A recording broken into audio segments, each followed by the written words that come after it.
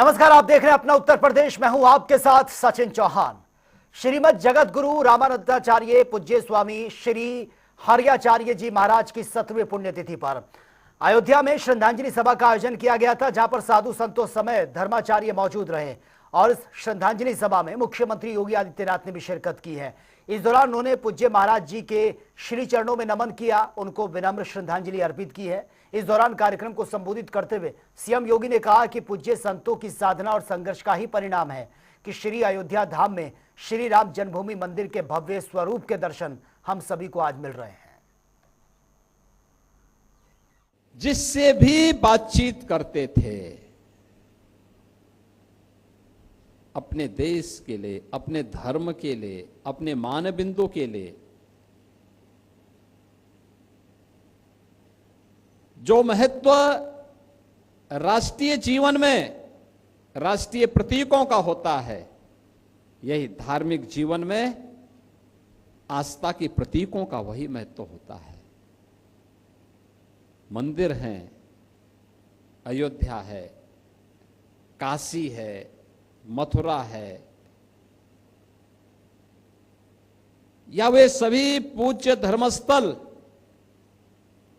जो गुलामी के कालखंड में जिन्हें बर्बर विदेशी आक्रांताओं ने अपनी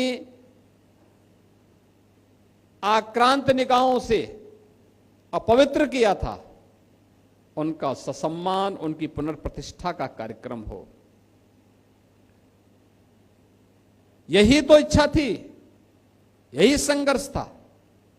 उनकी पुनर्प्रतिष्ठा के कार्यक्रम को सकुशल हम संपन्न कर सके। अविरल गंगा, निर्मल गंगा के दर्शन हर भारतीय को हो सके। हमारी नदी परंपरा फिर से पुनर्जीवित होकर के सस्य श्यामला इस पावन धरा को फिर से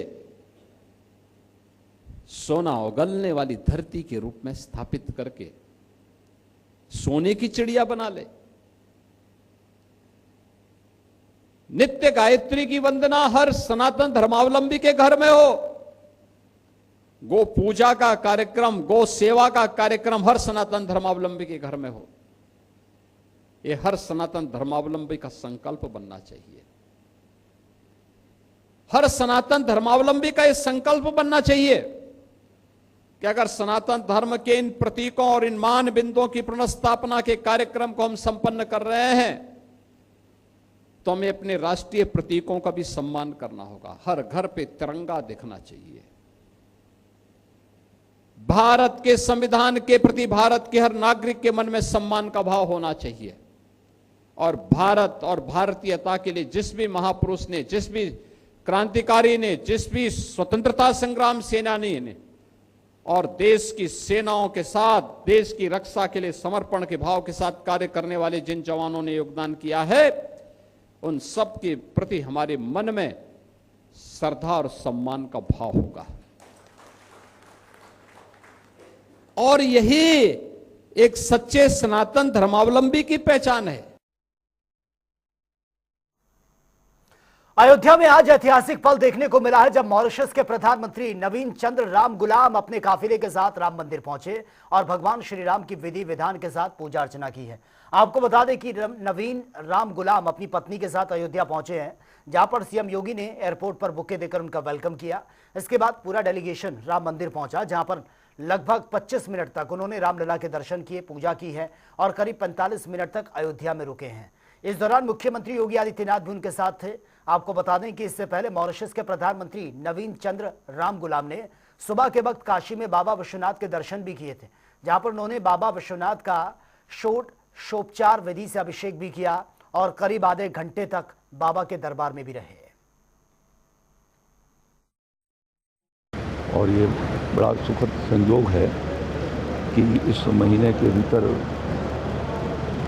2 हफ्ते के भीतर 2 प्रधानमंत्री अयोध्या में भगवान श्री रामलला का दर्शन करने के लिए आए। ये सबकी आस्था प्रभु भगवान श्री राम के भीतर है और मॉरिशस के साथ भारत का प्राचीन आत्मीय संबंध है। यहाँ के जो खासतौर पर उत्तर प्रदेश और बिहार के बड़ी संख्या में लोग ब्रिटिश पीरियड के हुकूमत में जो है वो मॉरिशस गए थे और आज वहाँ की मुख्य धारा के भीतर हैं। भारत की संस्कृति की पहचान मॉरिशस के भीतर उन्होंने बना करके रखा है। सपा सुप्रीमो अखिलेश यादव ने 2027 के विधानसभा चुनाव के लिए एक रणनीति का ऐलान कर दिया।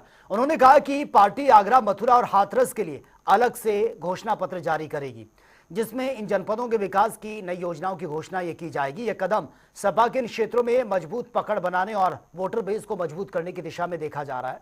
वहीं अखिलेश यादव ने यह भी आरोप लगा दिया कि उनकी सरकार के दौरान आगरा, हाथरस और मथुरा के विकास के लिए शुरू की गई कई महत्वपूर्ण योजनाएं वर्तमान बीजेपी सरकार ने बर्बाद कर दी है। उन्होंने कहा कि हमारी सरकार में इन क्षेत्रों के लिए तमाम विकास परियोजनाएं शुरू की गई थी, लेकिन बीजेपी शासन में इनका हाल बेहाल हो गया है। अब हम इन जनपदों के लिए विशेष फोकस कर रहे हैं। साथ ही अखिलेश यादव ने दावा कर दिया कि सपा की नई रणनीति इन क्षेत्रों के लोगों की समस्याओं को हल करने और विकास को गति देने पर केंद्रित होगी।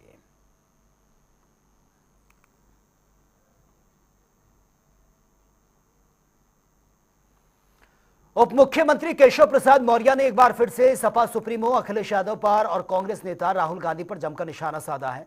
केशव प्रसाद ने कहा कि समाजवादी पार्टी भले ही 2027 का सपना देख रही हो, लेकिन हकीकत तो यह है कि 2027 में सपा पूरी तरह से साफ हो जाएगी। राहुल गांधी पर भी निशाना साधा। उन्होंने कहा कि प्रधानमंत्री और उनकी माताजी का जिस तरह से कांग्रेस अपमान करने में लगी है, आगामी सभी विधानसभा चुनाव में देश की जनता इस अपमान की सजा कांग्रेस को बुरी तरह से हरा कर देगी। और दरअसल डिप्टी सीएम केशव प्रसाद बस्ती वो पहुंचे थे, जहां पर उन्होंने विकास कार्यों की समीक्षा मीटिंग की और कुछ अधिकारियों की अनुपस्थित रहने पर डिप्टी सीएम नाराज भी नजर आए हैं। तत्काल एक दिन का वेतन काटने के निर्देश दिए हैं। साथ ही अधिकारियों की लचर कार्यशैली पर सवाल उठाए और चेतावनी दी है। अखिलेश यादव जी तो सत्ता वियोग से पीड़ित व्यक्ति हैं, फर्जी पीढ़ी की बात कर रहे हैं। उनके शासनकाल में अगर गुंडे और अपराधी खुल्लम खुल्ला घूम रहे थे और आज उस पर कार्रवाई हो रही है तो उसका विचलित होना स्वाभाविक है। लेकिन श्री अखिलेश यादव जी का 2047 तक सत्ता में आने का स्वप्न अधूरा रहेगा कि जरूर मैं बस्ती की धरती से, बस्ती जी की धरती है ये यहाँ से कह करके जाऊँ। राहुल गांधी जी स्वयं संविधान विरोधी हैं। राहुल गांधी जी स्वयं देश विरोधियों के द्वारा जो अपेक्षा की जाती है वो करते हैं। उनके इस प्रकार के बयान रहे हैं, लेकिन उनके गुब्बारे की हवा जो 2024 लोकसभा चुनाव में भर गई थी, उसको हरियाणा में, महाराष्ट्र में, दिल्ली प्रदेश में जनता ने निकाल दिया है। अभी बिहार में निकालेगी, बाकी राज्यों में जहां चुनाव होंगे वहां कमल खिलेगा, कांग्रेस सिमट जाएगी। कांग्रेस नेता राहुल गांधी और योगी के मंत्री दिनेश प्रताप सिंह के बीच जमकर तू-तू मैं-मैं हुई है, जिसका वीडियो भी सामने आया है। दरअसल राहुल गांधी अपने संसदीय क्षेत्र रायबरेली के दौरे पर थे और दिशा की मीटिंग के दौरान उनकी और मंत्री दिनेश प्रताप सिंह के बीच तीखी बहस हुई है। राहुल गांधी ने मीटिंग में कहा कि वो दिशा के अध्यक्ष हैं और इसलिए उनसे पूछा जाना चाहिए कि चर्चा किस पर होनी चाहिए। इस पर मंत्री दिनेश प्रताप सिंह ने पलटवार कर दिया कि जब लोकसभा में आप अध्यक्ष का कहना नहीं मानते तो मैं आपका कहना क्यों मानूं। और इस बयान के बाद से स्थिति और भी ज्यादा तनावपूर्ण हो गई है। वीडियो सोशल मीडिया पर वायरल हो रहा है।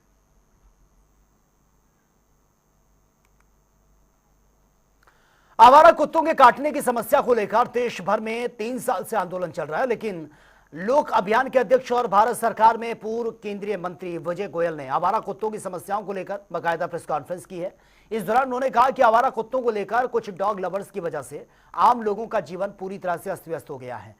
पूर्व केंद्रीय मंत्री विजय गोयल ने कहा कि देश भर में आवारा कुत्तों का मामला एक आतंक का रूप लेकर यह सामने आ रहा है। उन्होंने यह भी आरोप लगा दिया कि स्थानीय प्रशासन और तीनों प्राधिकरण इस समस्या पर ध्यान नहीं दे रहे हैं। देखिए, नोएडा से लगातार हमें फोन आ रहे हैं। आरडब्ल्यूएस ने हमसे संपर्क किया कि आवारा कुत्तों की समस्या नोएडा और ग्रेटर नोएडा में बहुत बढ़ गई है। अकेले 1 साल के अंदर 1,45,000 कुत्तों ने नोएडा के अंदर काटा है। ग्रेटर नोएडा की तो संख्या भी हमको मिल नहीं रही है, तो आप समझिए लाखों की संख्या में जो नोएडा के अंदर कुत्ते हो गए हैं। लोग अपने फ्लैट बेचने को तैयार हैं कि हम यहाँ से शिफ्ट होना चाहते हैं। और इधर से जो डॉग फीडर हैं ये किसी हालत में मान नहीं रहे। हमने उत्तर प्रदेश के मुख्यमंत्री योगी आदित्यनाथ जी को पत्र लिखा है कि आपका जो नोटिफिकेशन है वो सुप्रीम कोर्ट की गाइडलाइंस के विपरीत है, उसको ठीक किया जाना चाहिए। सुप्रीम कोर्ट ने साफ तौर से कहा है कि स्ट्रीट पर, अपार्टमेंट्स में, सोसाइटीज में फीडिंग नहीं हो सकती। उसके लिए प्रशासन एक अलग जगह बताएगा और वहां पर जाकर फीडिंग होगी जहां लोग रहते नहीं है, आते जाते चलते नहीं है, बच्चे खेलते नहीं है, बुजुर्ग और महिला टहलते नहीं है। और दूसरा ये है कि जो आवारा कुत्ते काटने वाले हैं, एग्रेसिव हैं, एंग्री हैं, उन कुत्तों को हमेशा के लिए बाड़े में उठा के बंद किया जाएगा। तो जो नोटिफिकेशन निकला है उससे ऐसा नहीं लग रहा कि ये दोनों कार्रवाइयां ठीक तरह से होंगी। और चलिए आगे बढ़ते हैं। गाजीपुर से इस वक्त की बड़ी खबर सामने आ रही है। खाना बनाते समय सिलेंडर में लीकेज होने से इस हादसे में 2 बच्चों समेत 10 लोग झुलस गए हैं। गाजीपुर के करमपुर गांव का पूरा मामला ये बताया जा रहा है। सिलेंडर में लीकेज हुआ जिस वजह से आग लगी और बताया जा रहा है कि 2 बच्चे समेत 10 लोग इसमें झुलस गए हैं। उनको तुरंत अस्पताल में एडमिट किया गया है। गाजीपुर के करमपुर गांव का मामला ये बताया जा रहा है। बड़ी खबर से आपको अपडेट करा रहे हैं। बड़ा हादसा हुआ, सभी को अस्पताल में एडमिट किया गया। इसमें 2 बच्चे भी आपको नजर आ रहे हैं। दर्दनाक ये हादसा, लोग बुरी तरह से झुलसे हैं। लगभग 10 लोग जो ये झुलसे हैं, तस्वीरें आपके सामने, सभी को अस्पताल में एडमिट किया गया है। बताया जा रहा है कि सिलेंडर लीकेज उसमें हो रहा था जिस वजह से आग उसने पकड़ ली और परिवार के जो लोग थे 10 लोग इसमें झुलसे हैं, जिनमें 2 बच्चे भी शामिल हैं। तस्वीरें आपके सामने हैं। सभी को अस्पताल में एडमिट किया गया है जहां पर उनको उपचार दिया जा रहा है। आज दोपहर करमपुर गांव में एक तेरही के कार्यक्रम में गैस सिलेंडर लीकेज होने से आग लग गई, जिसमें कि 10 लोग झुलस गए, जो कि एक वाराणसी के लिए रेफर कर दिया गया और जो कि 9 लोग गाजीपुर के जिला अस्पताल में भर्ती कराए। पहले तो सैदपुर अस्पताल में उन्हें प्राथमिक उपचार के लिए लेकर के जाया गया, जहां से कि जो कि प्राथमिक उपचार के बाद जिला अस्पताल रेफर किया गया है। हम इनसे बात करेंगे कि वो वहाँ पे मौजूद थे और किस तरह से ये आग लगा। आग लगा, एक गैस सिलेंडर चूल्हा बंद था और एक चालू था। तो वो गैस सिलेंडर का जो रेगुलेटर होता है जो बंद था, उसका निकाले रेगुलेटर मिस्त्री लोग, और जब रेगुलेटर निकाले तो गैस सिलेंडर का पिन ऊपर आया ही नहीं, चालू का चालू रह गया। गैस पूरा फोर्स मारने लगा, फेंकने लगा। और एक गैस चूल्हा चालू था तो फैल गया, आग लग गया। तो मौके पर जो है कि जो लोग उपस्थित थे और वहाँ पर कुछ काम कर रहे थे, सब्जियां काट रहे थे और जो खाना बना रहे थे, और वहाँ पे जो मौजूद बच्चे थे वो झुलस गए। हम चाचा से बात करेंगे। वहाँ पर जो खाना बना रहे थे, ये आपका नाम क्या है? हमारा शंकर पाल नाम है। शंकर पाल, आप क्या कर रहे थे? हम हलवाई ऐसे खाना बनाते, सब्जी बनाते। तो ये जो है आग किस तरह से, मतलब कैसे भड़क तो यहाँ के ऐसे लग गई कि वहाँ गैस दूसरी जगह जलत रही। हमारा गैस यहाँ है, वो गैस को हमने बंद किया। बंद करके तो ओकर नेपल जवन है तो ऊपर ना आया, वो खोल देने दूसरा जाने रूपा। हम न मना करते कि एक मत खोलो, ये गैस खराब है। तो रूपा जब खोला लगे ना तो गैस का पिन ऊपर ना आई। एक बाद गैस निकला लगा धड़ा धड़ा और हवा के बेड में, हाँ, हवा के बगल में क्या कह उड़े लगा गैस। तो ये जो है करमपुर गांव में जो है कि रूपा के माँ का तेरही था, और उसमें कार्यक्रम में जो है कि खाना बना रहे थे लोग, और उसमें जो है कि गैस सिलेंडर का जो पाइप है वो निकल गया और इसी तरह से जो है आग लग गई। यहाँ पर ये मौजूद है जो खाना बना रहे थे, जिनसे भी बात करेंगे कि ये जो आग लगी ये किस तरह से, मतलब, और आप लोग क्या किए उस समय? वो टंगी में आग जब गैस से निकला लगा तो आग लग गई भट्टे से जो है, तो सब अपन जो है भेज दूर आग फैला लगा, सब भागा पराए लगल है, भट्टी बुता गई जो है। पहले आग जो है पूरा फैल गई, पूरा मकान में भर जो है बाड़ा रहा, बाड़ा में जो है कई बंद बाड़ा रहा जो है। तो इसमें है कह लोग झुलसे हैं? 9 लोग यहाँ है, 1 लोग 10 लोग। मतलब यहाँ पे जिला अस्पताल में 9 लोग हैं। और ये कहाँ पर है? 1 लोग बराज। अच्छा, अधिक झुलस गए? हाँ, ज्यादा झुलस। हाँ, बच्चा है।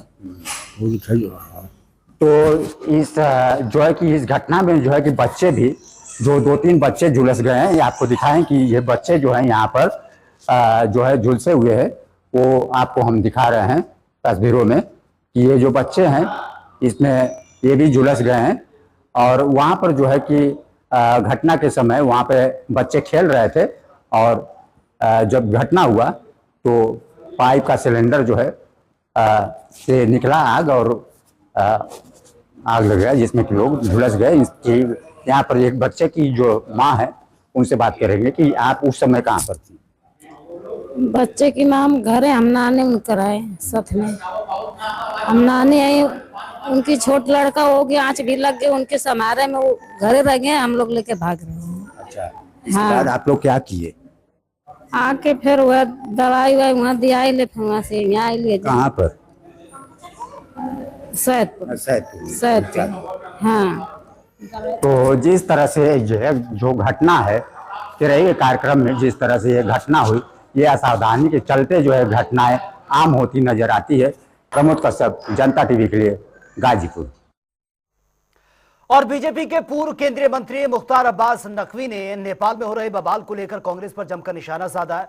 मुख्तार अब्बास नकवी ने कहा कि नेपाल के भारत के साथ बहुत गहरे सांस्कृतिक रिश्ते भी हैं और सामाजिक रिश्ते भी हैं। हम लोगों को यही उम्मीद है कि प्रार्थना हम कर रहे हैं कि जल्द से जल्द वहां पर जो हालात हैं वो सामान्य हो सके। लेकिन अफसोस इस बात का कि हमारे यहां भी देश में कुछ लोग ऐसे हैं जो दुनिया में कहीं भी संकट हो, आपदा आए तो वो यहां पर अपना सियासी अवसर ढूंढने में कोई कसर नहीं छोड़ते। लेकिन उन्हें याद रखना चाहिए कि मुंगेरी लाल के हसीन सपने कभी पूरे नहीं होने वाले। देखिए, नेपाल के भारत के साथ बहुत ही गहरे सांस्कृतिक रिश्ते भी है और सामाजिक रिश्ते भी हैं। हम लोग की यही अपेक्षा है, उम्मीद है और आशा भी है, प्रार्थना भी है कि जल्द से जल्द वहाँ के हालात सामान्य हों और हमारे जिस तरह के बेहतर रिश्ते हैं वो रिश्ते जो है वो बरकरार रहें। लेकिन अफसोस की बात है कि हमारे यहाँ भी देश में कुछ लोग ऐसे हैं जो दुनिया में कहीं पर भी किसी तरह की भी संकट और कंटक और आपदा आएगी तो यहाँ पर वो अपना सियासी अवसर ढूंढने लगते हैं।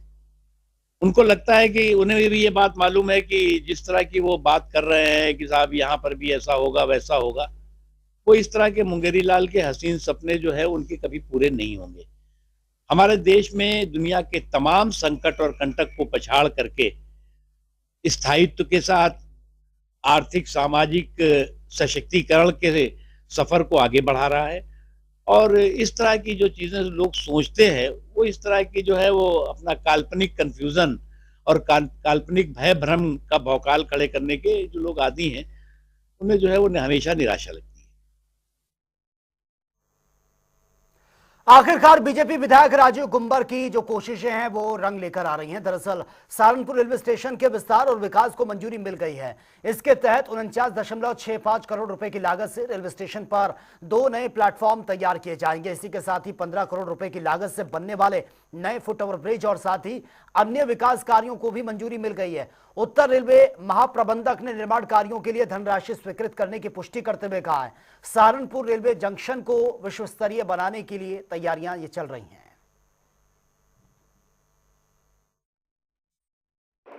सहारनपुर की जनता को एक बहुत बड़ी परेशानी होती थी कि जब वो लोग जाते थे स्टेशन पर, क्योंकि हमारे यहाँ प्लेटफॉर्म के रूप में कहने को 6 प्लेटफॉर्म है लेकिन क्रियाशील जो पंजाब की तरफ से ट्रेनें आती हैं और आगे जाती हैं उनके लिए मात्र 3 प्लेटफॉर्म काम करते हैं।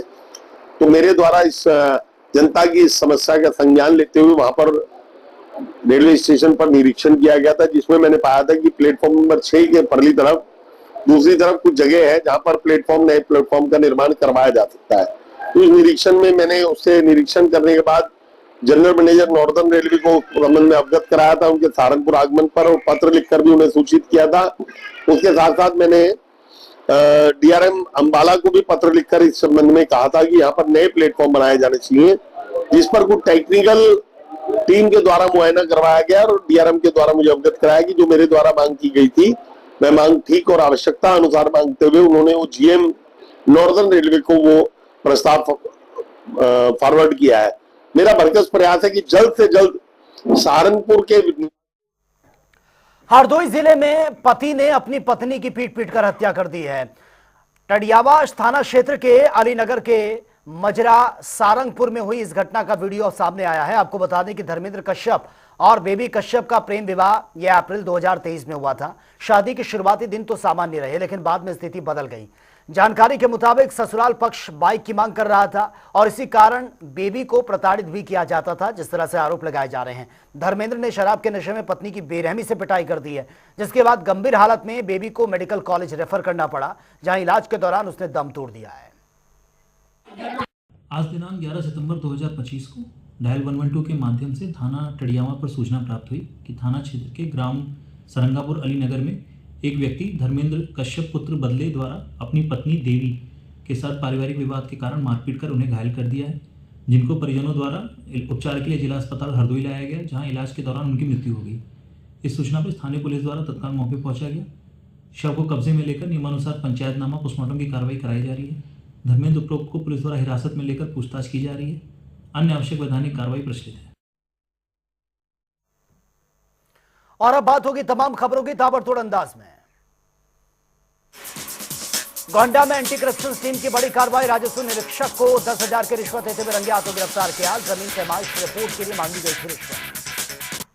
कासगंज में प्रेमिका के घर फांसी पर लटका मिला युवक का शव। परिजनों ने प्रेमिका और उसके परिवार पर लगा दिया हत्या का आरोप। जांच में जुटी है पुलिस। कानपुर में भू माफियाओं ने सरकारी जमीन पर फर्जी दस्तावेजों से करोड़ों का घोटाला कर दिया है। पुलिस ने पुलिस आयुक्त को सौंपी है शिकायत। बड़ी कार्रवाई की मांग। मऊ में खेत की देखभाल कर रहे किसान की हत्या का मामला। पुलिस ने 4 आरोपियों को गिरफ्तार किया। लोहे की रॉड से मारकर की गई थी हत्या। महोबा में बेखौफ बदमाशों का कहर। 4 अज्ञात बदमाशों ने गर्भवती महिला को बंधक बनाकर 7 लाख की ज्वेलरी और 50,000 की नकदी लेकर फरार हो गए हैं। जांच में जुटी है पुलिस। मेरठ के जोगियान कब्रिस्तान में तोड़ी गई है 5 मज़ारें। सोशल मीडिया पर वीडियो वायरल हो रहा है। पुलिस और प्रशासनिक अधिकारी जांच में जुटे हैं। अलीगढ़ में देव छठ मेले में रशियन डांसर का अश्लील डांस सामने आया। सनातन संस्कृति जागरण मंच ने प्रदर्शन कर एफआईआर की इस पर मांग की है। मौके पर मौजूद एडीएम और पुलिस। फर्रुखाबाद में दामाद ने ससुर को गोली मारकर घायल कर दिया। इलाज के लिए अस्पताल में एडमिट करना पड़ा। कपल थाना क्षेत्र के कमलपुर दनुमई ग्राम का मामला।